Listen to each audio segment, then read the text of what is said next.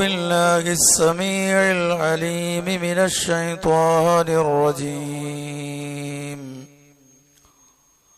ونادى أصحاب النار أصحاب الجنة أن أفيضوا علينا من الماء أو مما رزقكم الله قالوا إن الله حرمهما على الكافرين.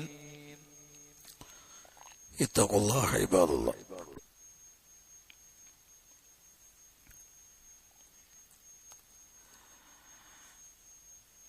അല്ലാഹു സുബ്ഹാനഹു വ തആല സത്യവിശ്വാസികളുടെ സവിശേഷതയായി വിശുദ്ധ ഖുർആനിൽ പലയിടങ്ങളിലും ആവർത്തിച്ച് പറഞ്ഞിട്ടുള്ള കാര്യമാണ്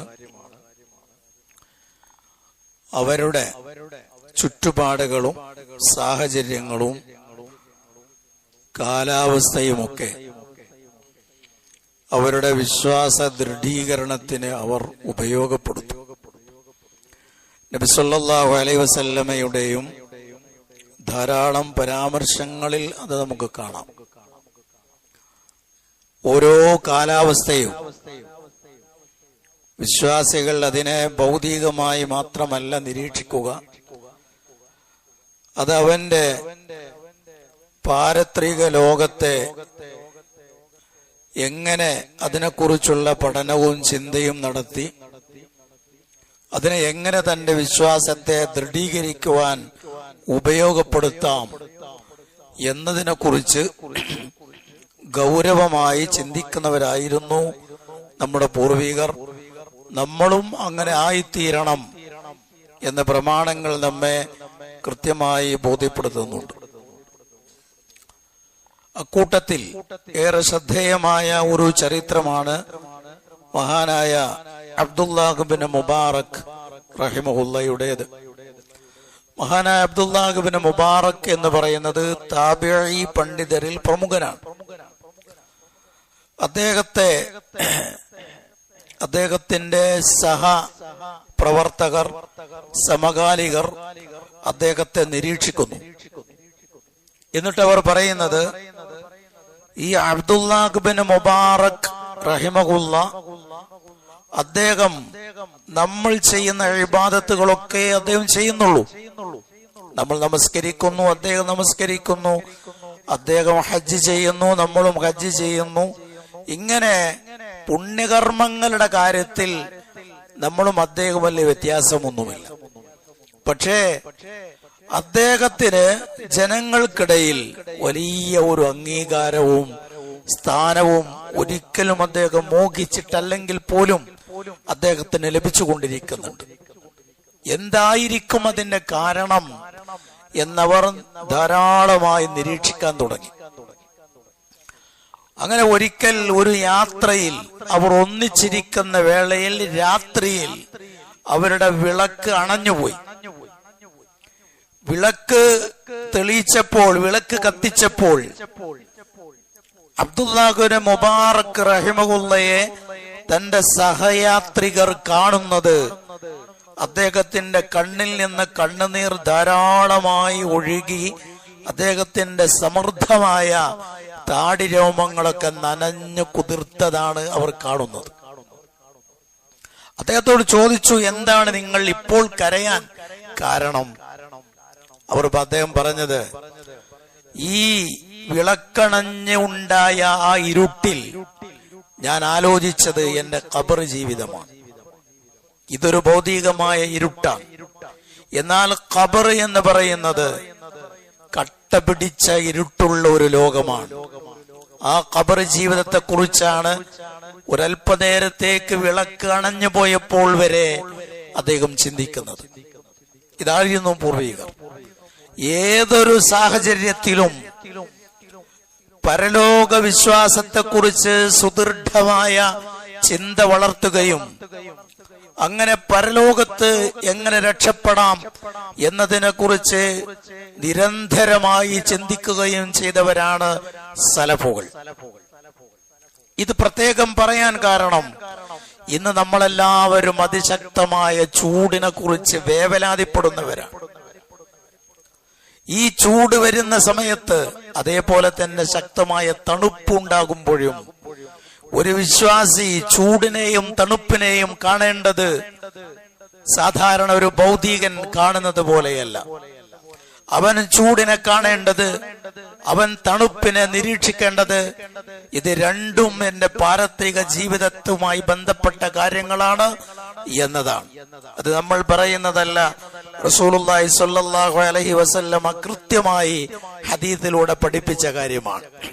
റസൂലുള്ള പറയാൻ, ഇഷ്തഖത്തിൻ നാറു ഇലാ റബ്ബിഹാ, നരകം അല്ലാഹുവിനോട് ആവലാതിപ്പെടുകയാണ്. ഇമാം ബുഖാരിയും മുസ്ലിമും ഒക്കെ റിവായത്ത് ചെയ്തിട്ടുള്ള ഹദീസാണ്. നരകം അല്ലാഹുവിനോട് പറയുന്നത്, അല്ലാഹുവേ എന്റെ ചൂട് അതിശക്തമാണ്, അതുകൊണ്ട് നരകത്തിന്റെ ചില ഭാഗങ്ങളെ ഈ നരകത്തിൽ തന്നെ തിന്നു നശിപ്പിക്കാൻ തുടങ്ങിയിരിക്കുന്നു എന്ന് നരകം അല്ലാഹുവിനോട് ആവലാതിപ്പെടുന്നു. ആ സമയത്ത് അല്ലാഹു തആല നരകത്തോട് പറഞ്ഞതായി റസൂലുള്ളാഹി സ്വല്ലല്ലാഹു അലൈഹി വസല്ലം നമുക്ക് അറിയിച്ചു തരുന്നത്, നിനക്ക് 2 നിശ്വാസങ്ങൾ 2 തവണ നിനക്ക് ശ്വാസം വിടാം. ഒന്ന് ഉഷ്ണകാലത്താണ്, 2 ശൈത്യകാലത്താണ്. എന്നിട്ട് റസൂലുള്ളാഹി സ്വല്ലല്ലാഹു അലൈഹി വസല്ലം പറഞ്ഞു, നിങ്ങൾ ഉഷ്ണകാലത്ത് അനുഭവിക്കുന്ന ഈ ചൂടിന്റെ ഈ തീവ്രത, ഈ തീവ്രമായ ഈ ചൂട് നരകത്തിന്റെ നിശ്വാസമാണ്. തണുപ്പുകാലത്ത് നിങ്ങൾ അനുഭവിക്കുന്ന അതിശക്തമായ ഈ തണുപ്പ് നരകത്തിന്റെ നിശ്വാസമാണ്, അത് ശ്വാസം പുറത്തേക്ക് വിടുന്നതാണ് എന്ന് നബി സല്ലല്ലാഹു അലൈഹി വസല്ലമ പറഞ്ഞു. അതാണ് സംഹരീർ. ഖുർആൻ പറഞ്ഞിട്ടുണ്ട് സംഹരീർ, അത് കടുത്ത തണുപ്പ് എന്നാണ് അതിനർത്ഥം. നരകത്തിൽ ചൂട് മാത്രമല്ല ഉള്ളത്, അതിശക്തമായ തണുപ്പുമുണ്ട്, അസഹ്യമായ തണുപ്പുമുണ്ട്, അതും ശിക്ഷയാണ്. ഇവിടെ നബി സല്ലല്ലാഹു അലൈഹി വസല്ലമ നരക ചൂടിനെ കുറിച്ചും അതേപോലെ ആ നരകത്ത് ചൂടിനെ കുറിച്ചുള്ള ചിന്ത ഉഷ്ണകാലത്ത് പ്രത്യേക നമ്മുടെ മനസ്സിൽ വരണമെന്നും, അതേപോലെ തണുപ്പ് കാലത്ത് അതിശക്തമായ തണുപ്പ് അനുഭവിക്കുമ്പോൾ അവിടെയും പരലോക ചിന്ത കടന്നു വരണമെന്നും റസൂലുള്ളാഹി സ്വല്ലല്ലാഹു അലൈഹി വസല്ലമ കൃത്യമായി ഈ ഹദീസിലൂടെ നമ്മെ ബോധ്യപ്പെടുത്തുകയാണ്. ആർക്കും നിഷേധിക്കാൻ സാധ്യമല്ലാത്ത കൃത്യമായി സ്ഥിരപ്പെട്ടു വന്നിട്ടുള്ള, മുസ്ലിം ലോകം തലകുലുക്കി സമ്മതിക്കുന്ന ഹദീസാണ് ഇവിടെ ഞാൻ വായിച്ച ഇമാം ബുഖാരിയും മുസ്ലിമും ഉദ്ധരിച്ചിട്ടുള്ള ഈ ഹദീസ്. എങ്കിലും ന്യൂനപക്ഷം ഈ ഹദീസിനെ നിഷേധിച്ച് തള്ളുന്നുണ്ട്. നമുക്ക് അവരെയും തള്ളാം, അത്രേ അതിനെ കുറിച്ച് പറയാനുള്ളൂ. റസൂലുള്ളാഹി സ്വല്ലല്ലാഹു അലൈഹി വസല്ലമ ഇതുപോലെയുള്ള ഹദീസുകൾ, ഇത് ഒന്ന് മാത്രമാണ് ഞാൻ ഉദ്ധരിച്ചത്, സമാനമായ ഒരുപാട് ഹദീസുകൾ ഇത് സംബന്ധമായി നമുക്ക് കാണാം. സലഫുസ് സാലിഹീങ്ങളുടെ കഥ ഞാൻ സൂചിപ്പിച്ചുവല്ലോ. ഒരു തണുത്ത വെള്ളം കുടിക്കുമ്പോൾ പോലും അവർ കരഞ്ഞിരുന്നു എന്ന് കാണാം. തണുത്ത വെള്ളം കുടിക്കുമ്പോൾ എന്തിനാണ് കരയുന്നത്? തണുത്ത വെള്ളം കുടിക്കുമ്പോൾ അവർ കരയുന്നത് നരകാവകാശികളുടെ അവസ്ഥയെ കുറിച്ച് ആലോചിച്ചാണ്. നരകാവകാശികൾ സ്വർഗാവകാശികളോട് വെള്ളം ചോദിക്കുന്നുണ്ട്. തണുത്ത വെള്ളം കുടിക്കുമ്പോൾ സലഫുകൾ ചിന്തിക്കുന്നത്, അല്ലാഹുവേ നരകാവകാശികൾ ദാഹിച്ച് വലഞ്ഞ് അവശരാകുമ്പോൾ സ്വർഗാവകാശികളോട് വെള്ളം ചോദിക്കുന്ന ആ രംഗമാണ് ഞങ്ങളുടെ മനസ്സിൽ കടന്നു പോകുന്നത്. അവിടെയും അവർ ചിന്തിക്കുന്നത് നരകാവകാശികളെ കുറിച്ചാണ്. വിശുദ്ധ ഖുർആൻ നരകാവകാശികൾ സ്വർഗാവകാശികളോട് വെള്ളം ചോദിക്കുന്നതിനെ കുറിച്ച് പറഞ്ഞിട്ടുണ്ട്. വനാദാ അസ്ഹാബുൻ നാരി അസ്ഹാബൽ ജന്ന, നരകാവകാശികൾ സ്വർഗാവകാശികളെ വിളിച്ചു ചോദിക്കും. ഖുർആൻ പറയുകയാണ്, അന്നഫീദു അലൈനാ മിനൽ മാ, ഞങ്ങൾക്ക് നിങ്ങൾ അനുഭവിച്ചു കൊണ്ടിരിക്കുന്ന ആ വെള്ളത്തിൽ നിന്ന് ഒരൽപ്പം ഞങ്ങൾക്ക് നിങ്ങൾ നൽകുക, ഞങ്ങൾക്ക് അല്പം വെള്ളം തരൂ നിങ്ങൾ. കാരണം നരകാവകാശികൾക്ക് അസഹ്യമായ ദാഹമുണ്ടാകുമെന്ന് ഖുർആൻ പറഞ്ഞിട്ടുണ്ട്. അതിശക്തമായ ദാഹമുണ്ടാകും. അവർ വെള്ളം ചോദിക്കും. ഉരുക്കിയ ഈയം പോലെയുള്ള വെള്ളം അവർക്ക് കുടിക്കാനായി നൽകും. ആ വെള്ളം ചുണ്ടോടടുപ്പിക്കുമ്പോൾ തന്നെ അവരുടെ മുഖങ്ങൾ കരിഞ്ഞു പോകുമെന്ന് എല്ലാ വെള്ളിയാഴ്ചയും നമ്മൾ പാരായണം ചെയ്യുന്ന സൂറ അൽ കഹ്ഫിൽ അല്ലാഹു തആല പറഞ്ഞിട്ടുണ്ട്.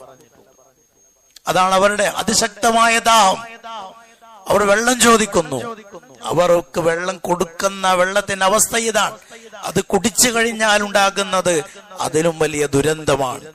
അപ്പൊ ഇങ്ങനെ നരകാവകാശികൾ വെള്ളം ചോദിക്കുന്ന സമയത്ത് സ്വർഗാവകാശികൾ അവർക്ക് നൽകുന്ന മറുപടി, അല്ലാഹു സുബ്ഹാനഹു വ തആല ഈ സ്വർഗത്തിൽ ഞങ്ങൾക്ക് നൽകിയിട്ടുള്ള വെള്ളവും മറ്റു വസ്തുക്കളും ഒക്കെ ഇന്നല്ലാഹ ഹറമഹുമാ അലൽ കാഫിരീൻ, സത്യനിഷേധികൾക്ക് അല്ലാഹു ഇത് നിഷിദ്ധമാക്കിയിട്ടുണ്ട്. ഇതിൽ നിന്നൊരു തുള്ളി പോലും തരാൻ പറ്റില്ല. ഈ ആയത്താണ് സലഫുകൾ തണുത്ത വെള്ളം കുടിക്കുമ്പോൾ ആലോചിക്കുന്നത്. നരകാവകാശികളുടെ അവസ്ഥയെ കുറിച്ച് ആലോചിക്കുമ്പോൾ അവർ പിന്നീട് കരയുകയാണ്. അതുപോലെയുള്ള സംഭവങ്ങൾ നമുക്ക് ധാരാളവും കാണാൻ പറ്റും. അതുകൊണ്ട് ഇവിടെ നമ്മൾ അനുഭവിക്കുന്ന ചൂട്, ആ ചൂടിനെ കുറിച്ച് നമ്മളെപ്പോഴും അതനുഭവിക്കുമ്പോഴൊക്കെ AC കുറിച്ച് ആലോചിക്കുന്നതിനേക്കാൾ നമ്മുടെ പരലോകത്തെ കുറിച്ചാണ് ചിന്തിക്കേണ്ടത്. വീട്ടിലൊന്നും AC ഇല്ലാതെ ജീവിക്കാൻ കഴിയില്ല. വീട്ടില്, ഓഫീസുകളിൽ ഒക്കെ ഇനി ഗൾഫ് പോലെ എല്ലായിടത്തും AC മുക്കയ്യഫ് ഇല്ലാതെ നമുക്ക് ജീവിക്കാൻ കഴിയില്ല. അത് ചിന്ത തെറ്റാണ്, ഒഴിവാക്കേണ്ടതാണെന്നല്ല ഞാൻ പറയുന്നത്. മറിച്ച് നമ്മുടെ ചിന്ത ഒന്നുകൂടെ കടന്നു പോകണം. പരലോകത്തുള്ള നമ്മുടെ അവിടെ അനുഭവിക്കാനിരിക്കുന്ന ചൂടിനെ കുറിച്ചുള്ള ചിന്തകൾ കടന്നു വരേണ്ടതാണ്. പലപ്പോഴും കപടവിശ്വാസികൾ, നബി സല്ലല്ലാഹു അലൈഹി വസല്ലമയുടെ കാലത്തെ കപടവിശ്വാസികൾ അതിശക്തമായ ചൂട് അനുഭവിക്കുന്ന വേളയിൽ സത്യവിശ്വാസികളെയും ദീനീ പ്രബോധന പ്രവർത്തനങ്ങളിൽ നിന്ന് ചൂടിന്റെ കാരണം പറഞ്ഞ് പിന്തിരിപ്പിക്കാൻ ശ്രമിച്ചിരുന്നു. തബൂക്ക് യുദ്ധത്തിനെ കുറിച്ച് പറയുന്നിടത്ത് കാണാം, തബൂക്ക് യുദ്ധം എന്ന് പറയുന്നത് അതിശക്തമായ ചൂടുള്ള സമയത്താണ് യുദ്ധം നടക്കുന്നത്. ആ സമയത്ത് വിശ്വാസികളെല്ലാം ചൂടിനെ അവഗണിച്ച്, കാരണം അവരുടെ മനസ്സിലുള്ള ചൂട് പരലോകത്തെ കുറിച്ചുള്ള ചൂടാണ്, ആ ചൂടിനെ കുറിച്ച് ചിന്തിച്ച് അവർ യുദ്ധത്തിന് നബി സല്ലല്ലാഹു അലൈഹി വസല്ലമയുടെ നിർദ്ദേശപ്രകാരം യുദ്ധത്തിന് പുറപ്പെടുമ്പോൾ കപടവിശ്വാസികൾ പറഞ്ഞതായി ഖുർആൻ ഉദ്ധരിക്കുകയാണ്. വഖാലൂ ലാ തൻഫിറൂ ഫിൽ ഹർ, ഈ ശക്തമായ ചൂടിൽ നിങ്ങൾ യുദ്ധത്തിന് പോകരുത്, പ്രവർത്തിക്കരുത്, നിങ്ങൾ പ്രവർത്തന മേഖലയിൽ ഇറങ്ങരുത്. അപ്പൊ നബി സല്ലല്ലാഹു അലൈഹി വസല്ലമക്ക് ഈ കപടവിശ്വാസികൾക്ക് മറുപടി നൽകാനായി അള്ളാഹു പറഞ്ഞു കൊടുക്കുന്നത്, അവർക്ക് പറഞ്ഞു കൊടുക്കൂ നബിയെ, നാറു ജഹന്നമ അശദ്ദു ഹർറാ, നരകത്തിലെ ചൂട്, തീ ഇതിനേക്കാൾ എത്രയോ ശക്തമാണ്, അതിശക്തമാണ് അവിടുത്തെ ചൂട് എന്ന കാര്യം താങ്കൾ അവർക്ക് പറഞ്ഞു കൊടുക്കുക എന്ന് നബി സല്ലല്ലാഹു അലൈഹി വസല്ലമയോട് അല്ലാഹു അവർക്ക് മറുപടി നൽകാനായി പറഞ്ഞു കൊടുക്കുകയാണ്. രണ്ടാമതൊരു കാര്യം നമ്മൾ ഈ ചൂടുകാലത്ത് ആലോചിക്കേണ്ടത് മഹ്ശറമുറ്റത്ത് നിൽക്കുന്ന കാര്യത്തെ കുറിച്ചാണ്. വിയർത്തിങ്ങനെ കുളിക്കുകയാണല്ലോ. ഈ വിയർത്ത് കുളിക്കുമ്പോൾ നമ്മുടെ ചിന്ത പോകേണ്ടത് പരലോകത്ത് മഹ്ശറമുറ്റത്ത് നിൽക്കുമ്പോൾ വിയർപ്പിൽ മുങ്ങിക്കുളിക്കുന്ന ആ അവസ്ഥയെ കുറിച്ചാണ്. അതും പ്രമാണങ്ങളിൽ നമുക്ക് കാണാൻ പറ്റും. റസൂലുള്ളാഹി സ്വല്ലല്ലാഹു അലൈഹി വസല്ലമ പറയുകയാണ്, യഅറഖുന്നാസ് യൗമൽ ഖിയാമ ഹത്താ യദ്ഗബ അറഖുഹും ഫിൽ അർളി 70 ദിറാഅൻ. അവിടെ മഹ്ശറമുറ്റത്ത് നിൽക്കുന്ന ആളുകൾ വിയർത്ത് കുളിച്ചുകൊണ്ടിരിക്കും, വിയർപ്പിൽ മുങ്ങിക്കുളിക്കും. റസൂലുള്ള പറയാണ്, അവരുടെ ശരീരത്തിൽ നിന്ന് ഒഴുകുന്ന വിയർപ്പ് ഭൂമിയിലേക്ക് ഒരു 70 മുഴം അതിലേക്ക് അങ്ങ് താന്നു പോകും. ഇമാം ബുഖാരി റഹിമഹുല്ലാഹ് ഉദ്ധരിക്കുന്ന ഹദീസാണ്. വിയർപ്പ് അവിടെ ഒഴുകിയിട്ട് അത്രയും വിയർപ്പുണ്ടാകും, അതുകൊണ്ട് ഒഴുകിയിട്ട് ഒരു 70 മുഴം താഴ്ചയിലേക്ക് ആ വിയർപ്പ് അങ്ങ് പോകും. അത്ര കണ്ട് അവർ മഹ്ശറമുറ്റത്ത് വിയർത്ത് കുളിക്കും എന്ന് റസൂലുള്ളാഹി സ്വല്ലല്ലാഹു അലൈഹി വസല്ലമ പറയുന്നു. ഓരോരുത്തരുടെയും പാപത്തിനനുസരിച്ചാണ് വിയർപ്പിന്റെ തോതിൽ വർധനവുണ്ടാകുക. അവിടെ അല്ലാഹു സുബ്ഹാനഹു വ തആല ഒരു 7 വിഭാഗങ്ങൾക്ക് തണലിട്ട് കൊടുക്കുമെന്ന് പറഞ്ഞിട്ടുണ്ട്. ഒരു 7 വിഭാഗം ആളുകളെ അല്ലാഹു തആല അവിടെ പ്രത്യേകമായി പരിഗണിക്കുമെന്ന് പറഞ്ഞിട്ടുണ്ട്. ഇതുപോലെയുള്ള ഹദീസുകളെ ദുർവ്യാഖ്യാനം ചെയ്യുകയോ നിഷേധിക്കുകയോ ചെയ്യുന്ന ആളുകളുണ്ട്. അതിനെക്കുറിച്ച് ഒരൊറ്റ കാര്യം ഞാൻ സൂചിപ്പിക്കാം.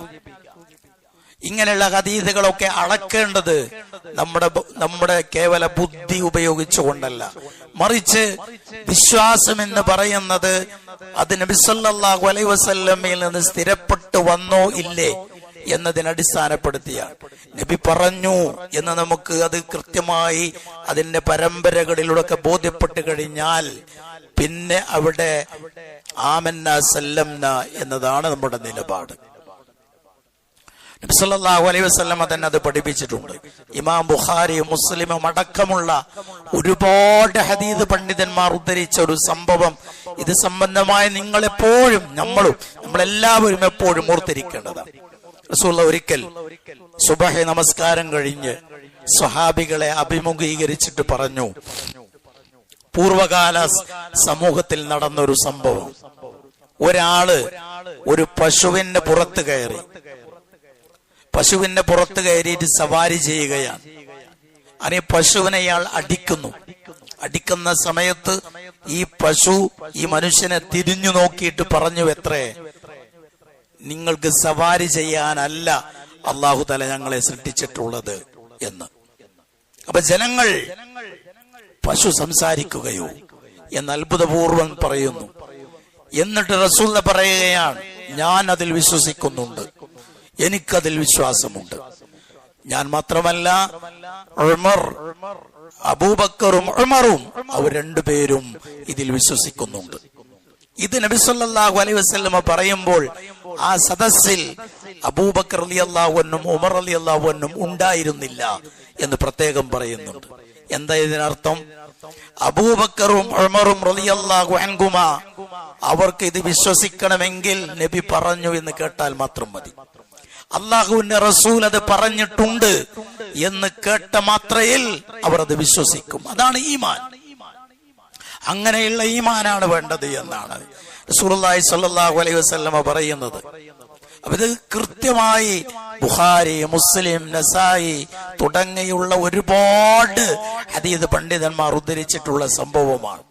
അതുകൊണ്ട് വിശ്വാസ കാര്യങ്ങളിൽ നമുക്ക് ആമന്ന സല്ലംന എന്നതാണ്. ഇനി നബി സല്ലല്ലാഹു അലൈഹി വസല്ലമ അതിന്റെ ഗൗരവം പഠിപ്പിക്കുന്ന വേറൊരു ഹദീസ് റമദാനിലെ ഒരു ക്ലാസ്സിൽ ഞാൻ തന്നെ നിങ്ങളോട് പറഞ്ഞിട്ടുണ്ട്.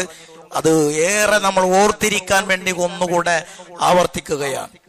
ഹദീസുകളെയും പ്രമാണങ്ങളെയും പരിഹസിക്കുകയും ഇതുപോലെയുള്ള ഹദീസുകളെ ദുർവ്യാഖ്യാനം ചെയ്യുകയും ചെയ്യുന്ന ആളുകളുടെ അശുഭകരമായ പര്യവസാനത്തെ കുറിച്ച് അവർ ജാഗ്രതയും ഭയപ്പാടും ഉണ്ടാകണമെന്ന് പഠിപ്പിക്കുന്ന ഒരു ഹദീസ് ഇമാം ബുഖാരി മുസ്ലിമും റിവായത്ത് ചെയ്തിട്ടുണ്ട്.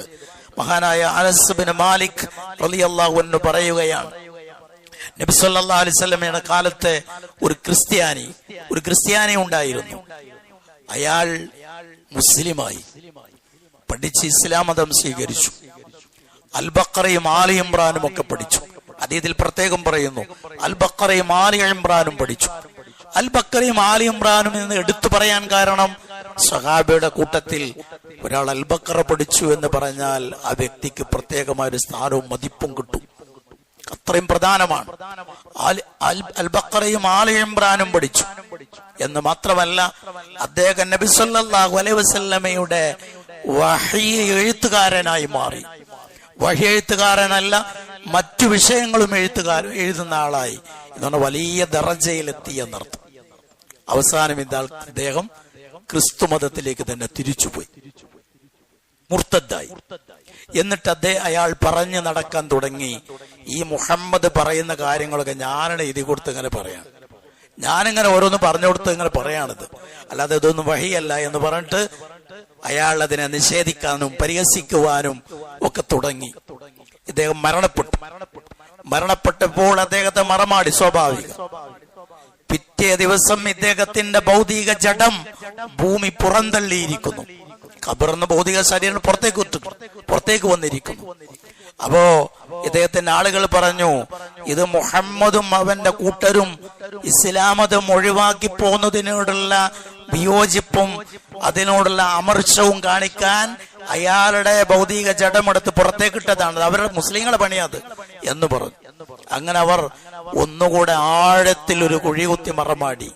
പിന്നെയും ഭൂമി അയാളുടെ ഭൗതിക ജഡത്തെ പുറന്തള്ളി. അവർ പറഞ്ഞു ഇത് അവരുടെ പണി തന്നെയാണ്. മൂന്നാമത്തെ തവണ പെട്ടെന്നൊന്നും ആളുകൾക്ക് പുറത്തെടുക്കാൻ പറ്റാത്ത വിധത്തിലുള്ള അഗാധമായ ഒരു ഗർത്തമുണ്ടാക്കി, വലിയ ഒരു കുഴി ഉണ്ടാക്കിയിട്ട് അതിൽ മറമാടി. എന്നിട്ടും ഭൂമി അതിനെ പുറന്തള്ളി. അങ്ങനെ ഇവർക്ക് തന്നെ ബോധ്യപ്പെട്ടു ഇത് ഇവരുടെ പണിയല്ല എന്നവർക്ക് ബോധ്യപ്പെട്ടു. എന്നിട്ട് പിന്നെ അവിടെ ആ ജഡം അവിടെ ഉപേക്ഷിച്ചിട്ട് പോയി എന്നാണ് ഈ ഹദീസ് വിവരിച്ചിട്ട് പണ്ഡിതന്മാർ പറയുന്നു. അള്ളാഹുവിന്റെ ദീനിനെ പരിഹസിക്കുകയും അതിനവഗണിക്കുകയും ചെയ്യുന്ന ആളുകൾക്ക് വലിയൊരു പാഠമാണ് ഈ സംഭവം. ഇതിൽ വലിയ പാഠമുണ്ട് എന്ന് ഈ ഹദീസ് ഉദ്ധരിച്ചിട്ട് പണ്ഡിതന്മാർ പറയുന്നുണ്ട്. അതുകൊണ്ട് നരകം, അതിന്റെ നിശ്വാസം അത് ചൂടുകാലത്തും തണുപ്പ് കാലത്തുമൊക്കെ ഉണ്ടാകും.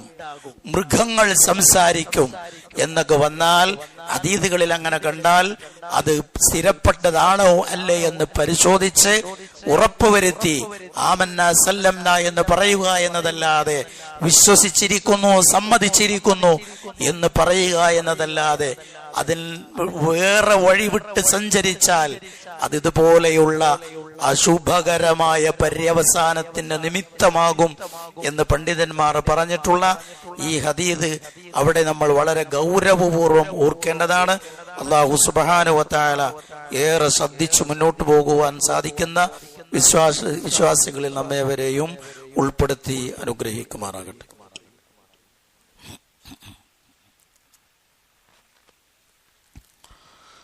അൽഹംദുലില്ലാഹി റബ്ബിൽ ആലമീൻ വസ്സലാത്തു വസ്സലാമു അലൽ അക്മലാൻ അലൽ മബ്ഊസ് റഹ്മത്തൽ ലിൽ ആലമീൻ വഅലാ ആലിഹി വസഹ്ബിഹി അജ്മഈൻ. അമ്മാ ബഅദ്. ഇത്തഖുല്ലാഹ ഇബാദല്ലാഹ്.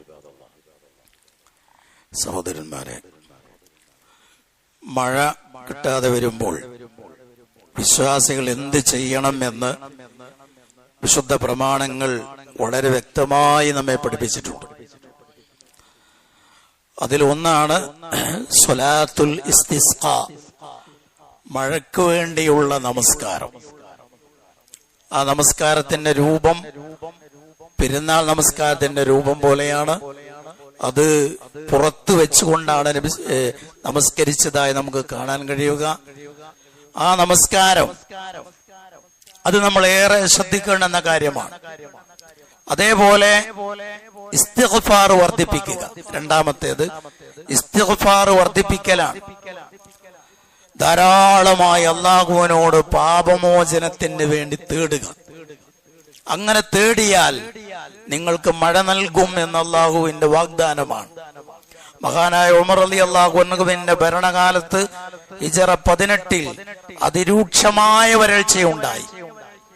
അവിടെയുള്ള ഭൂമിയൊക്കെ അത് ഉണങ്ങി വെണ്ണീറിന്റെ നിറമായി മാറി. ആ സമയത്ത് അദ്ദേഹം ചെയ്തൊരു കാര്യം, നമസ്കാരം നിർവഹിച്ചു, ഇസ്തിഗ്ഫാർ വർദ്ധിപ്പിച്ചു, ധർമ്മം സ്വതക്ക വർദ്ധിപ്പിച്ചു. വിശുദ്ധ ഖുർആൻ പറഞ്ഞിട്ടുണ്ട്, നൂഹ് നബി അലൈഹിസ്സലാമിന്റെ പ്രബോധന വിഷയമാണ് ആയത്തിന്റെ പശ്ചാത്തലം. അവിടെ നൂഹ് നബി അലൈഹിസ്സലാം അദ്ദേഹത്തിന്റെ ജനതയോട് പറയുന്നതായി അല്ലാഹു ഉദ്ധരിക്കുകയാണ്, ഫഖുൽതുസ്തഗ്ഫിറൂ റബ്ബക്കും ഇന്നഹു കാന ഗഫാറ. നിങ്ങൾ നിങ്ങളുടെ റബ്ബിനോട് പാപം പുറത്തു തരാനായി ആവശ്യപ്പെടുക.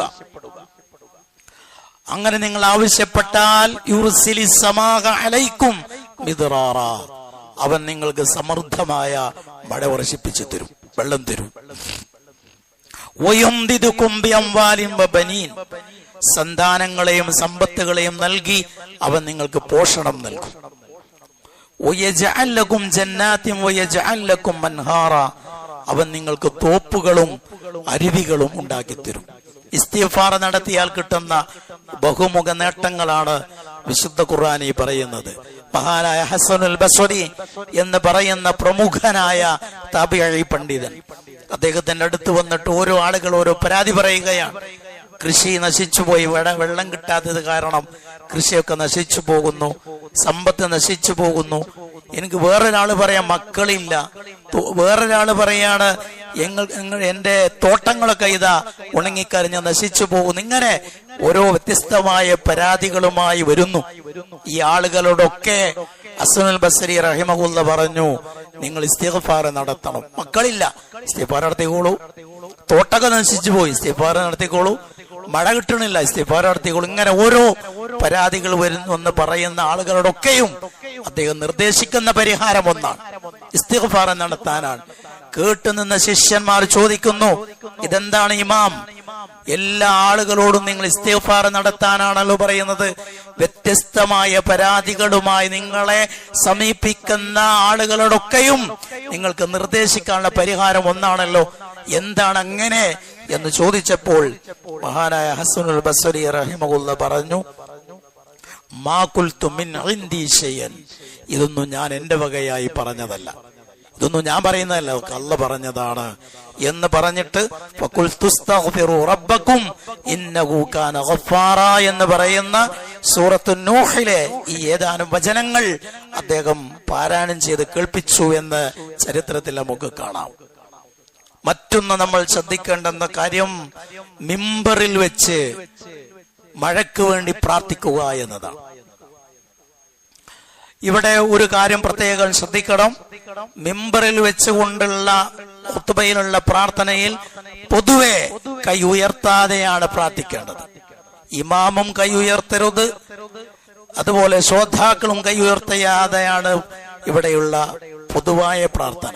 പക്ഷേ സ്വലാത്തുൽ ഇസ്തിസ്ഖാന് വേണ്ടിയുള്ള പ്രാർത്ഥനയിൽ അത് ഇമാമും അഥവാ ഖതീബും ശ്രോതാക്കളും കൈ ഉയർത്തിയിട്ടാണ് പ്രാർത്ഥിക്കാറ്. അത് ഈ ഇസ്തിസ്ഖാന്റെ പ്രാർത്ഥനയിൽ മാത്രമുള്ള അതിന്റെ സവിശേഷതയാണ്. അതുകൊണ്ട് ഞാൻ ആദ്യമായി ഈ മഴയ്ക്ക് വേണ്ടിയുള്ള പ്രാർത്ഥന കൈ ഉയർത്തിയിട്ട് പ്രാർത്ഥിക്കും. അപ്പൊ നിങ്ങളെല്ലാം കൈ ഉയർത്തി പിടിച്ചതിന് ആമീൻ പറയണം. ആ പ്രാർത്ഥന അവസാനിച്ച് പിന്നെ സാധാരണ നമ്മൾ വെള്ളിയാഴ്ച ഖുത്ബയിൽ പ്രാർത്ഥിക്കുന്ന പ്രാർത്ഥന എത്തുമ്പോൾ നമ്മൾ കൈ താഴ്ത്തിയിടും. ഇസ്തിസ്ഖാന് വേണ്ടിയുള്ള പ്രാർത്ഥനയിലാണ് കൈ ഉയർത്താറുള്ളത്. അപ്പൊ ആ കാര്യം നമ്മൾ പ്രത്യേകമായി ശ്രദ്ധിക്കണം. ആദ്യമായി ഇസ്തിഗ്ഫാറിന് വേണ്ടിയാണ് പ്രാർത്ഥന നടത്തുക. അപ്പൊ അത് പ്രത്യേകം നമ്മൾ മനസ്സറിഞ്ഞ് നമ്മുടെ ചുണ്ടിൽ നിന്ന് പ്രാർത്ഥന വരുന്നതിന് മുമ്പ് നമ്മുടെ ഇടനെഞ്ചിൽ നിന്ന് പ്രാർത്ഥന വരണം. നമ്മളിവിടെ 100-100ഓളം ആളുകളുണ്ട്. ആരെങ്കിലും ഒരാളുടെ പ്രാർത്ഥന അന്ന് സ്വീകരിച്ചാൽ മഴ കിട്ടും. കുട്ടികളും പ്രായമുള്ള ആളുകളും രോഗികളും സ്ത്രീകളും എല്ലാവരും ഉണ്ട്. ആരുടെയെങ്കിലും ഒരു ആമി അല്ല സ്വീകരിച്ചാൽ മതി, മഴ കിട്ടും, നമ്മുടെ പ്രയാസങ്ങൾ ദൂരീകരിക്കപ്പെടും. അതുകൊണ്ട് നമ്മൾ പ്രത്യേകമായി ശ്രദ്ധിക്കണം. അല്ലാഹുമ്മ സ്ഖിനാ, അല്ലാഹുമ്മ സ്ഖിനാ യാ റബ്ബൽ ആലമീൻ, അല്ലാഹുമ്മ സ്ഖിനാ, അല്ലാഹുമ്മ അഗ്ഹിത്നാ, അല്ലാഹുമ്മ അഗ്ഹിത്നാ, اللهم اغثنا، اللهم اغثنا، اللهم اسقنا غيثا مغيثا مريعا، اللهم اسقنا غيثا مغيثا مريعا يا رب العالمين، مريعا نافعا، مريعا نافعا غير ضار عاجلا غير آجل. اللهم اسقنا يا رب العالمين، اللهم اسقنا يا رب العالمين، اللهم اسقنا يا رب العالمين، اللهم اغثنا يا رب العالمين، اللهم اغثنا يا رب العالمين، اللهم اغثنا يا رب العالمين، اللهم اسقنا غيثا مغيثا، اللهم اسقنا غيثا مغيثا مريعا مريعا مريئا مريعا نافعا غير ضار عاجلا غير عاجل يا رب العالمين يا رحمن يا رحيم. اللهم اغفر للمؤمنين والمؤمنات المسلمين والمسلمات الأحياء منكم والأموات إنك مجيب الدعوة يا قاضي الحاجات. اللهم أجرنا من النار، اللهم أحينا على الكتاب والسنة ومتنا مع الإيمان والتوبة യാ അർഹമർ റഹീം.